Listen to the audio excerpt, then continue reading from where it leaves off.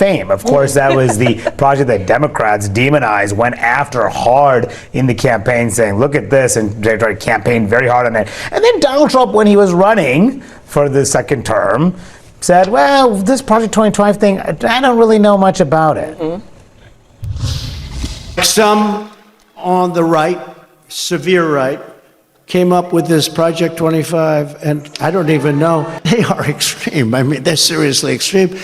But I don't know anything about it. I don't want to know anything about it. I have nothing to do with Project 2025. That's out there. I haven't read it. I don't want to read it purposely. I'm not going to read it. Project 2025, I've said 100 times, I know nothing about it. I had nothing to do. All right, folks, brace yourselves because this is shameless even by Trump standards.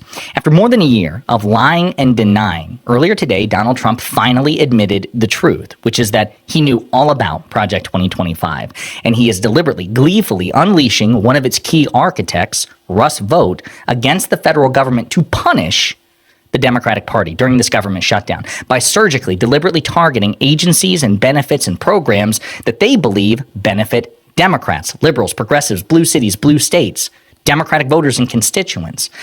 And we have to talk about it because the whole thing is stunning and cynical even by Trump standards. But before we unpack all that, if you end up liking this video and you want to support the channel, please be sure to hit the like, subscribe, and alert bells before you go.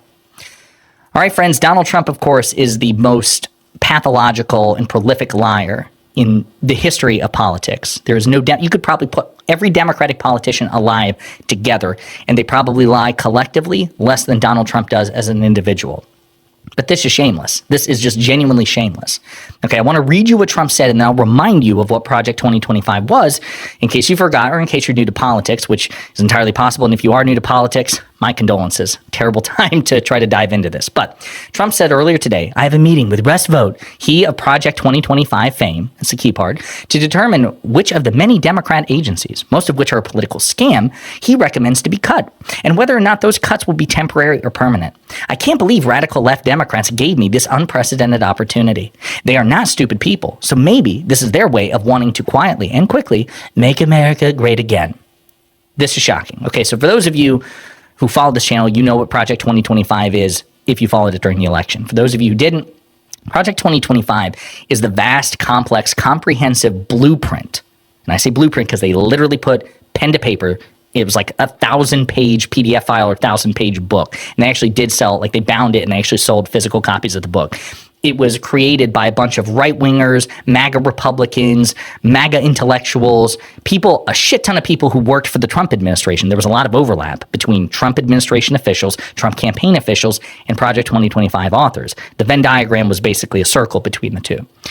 And it was so unpopular that Donald Trump, as you saw in that compilation, just tried to distance himself from it. The polling on it was objectively atrocious. Google searches about it went through the roof. It impacted Trump's polling. Democrats pounced on it as well they should. They were like, listen, Trump is going to try to use this blueprint to turn the United States of America into an authoritarian right-wing hellscape.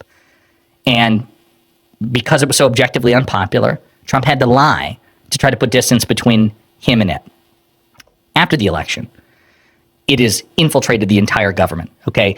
There's a Project 2025 tracker, which takes the provisions and policy prescriptions of Project 2025 and compares them to what the Trump administration in the second term has actually done, either through congressional statute or agency regulation or executive order.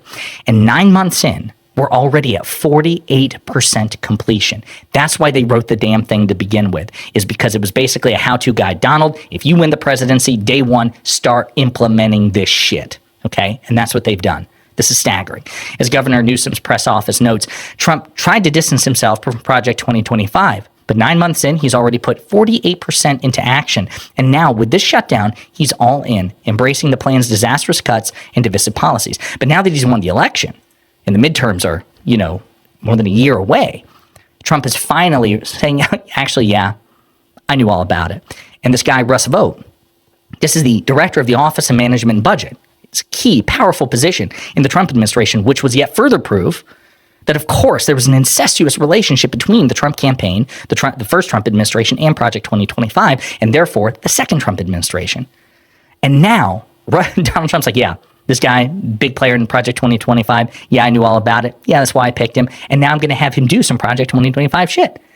And when I tell you they are being surgical in their cruelty to try to punish the Democratic Party, not just the politicians, but the constituents, the 50% of this country, the people who vote for Democrats, support Democrats, who live in states and counties and districts represented by Democrats, it's shocking. And this is proof right here. So Russ Vogt goes, nearly $8 billion in Green New Scam funding to fuel the left's climate agenda is being canceled.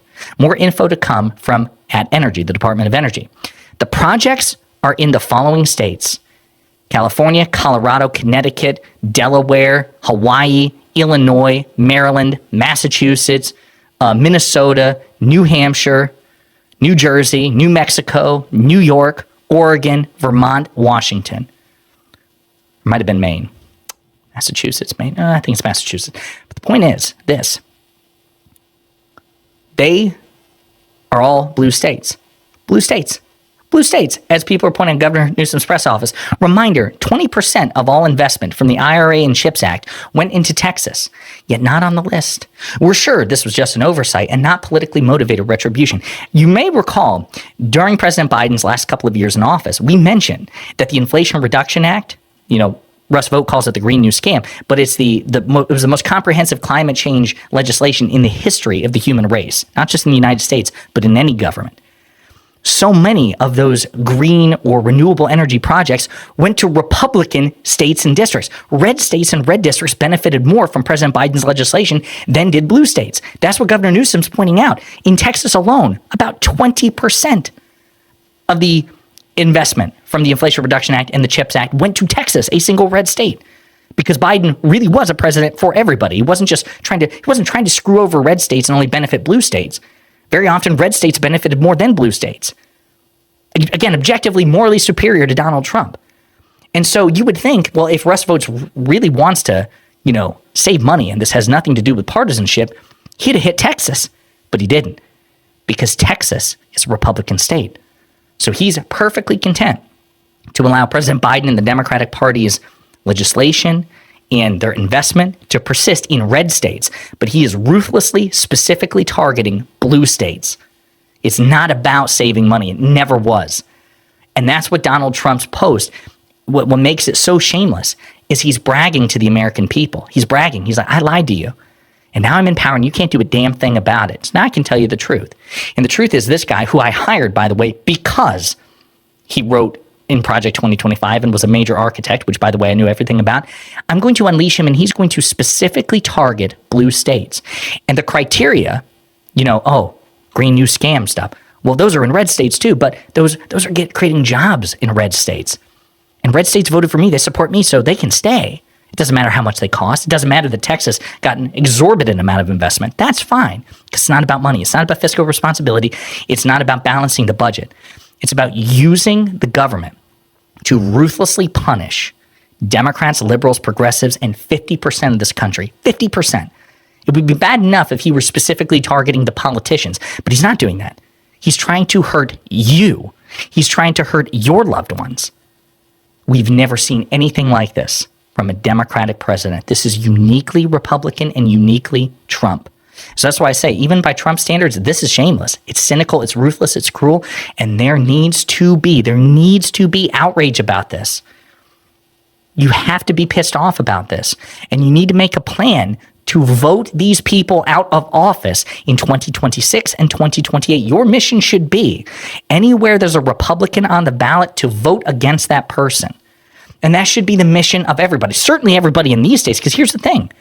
That funding is not so surgical. I want to be clear. It's surgical in the sense that it's targeting blue states, but it's not so surgical that it's not hurting conservatives. There are a lot of conservatives in all of those blue states who will be impacted by what Trump's doing.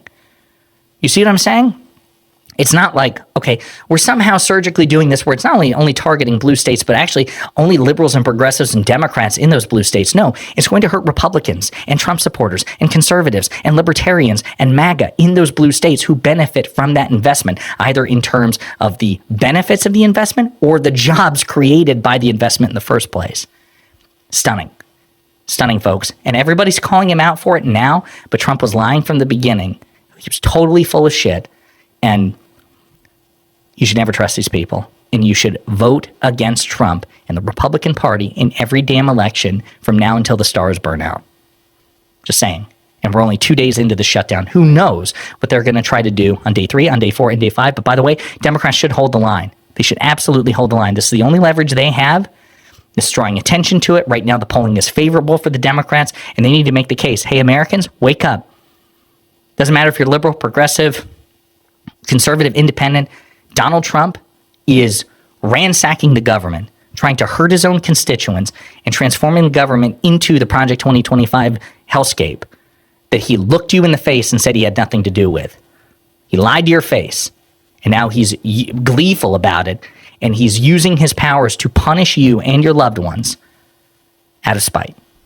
In the meantime, let me know what you think in the comments.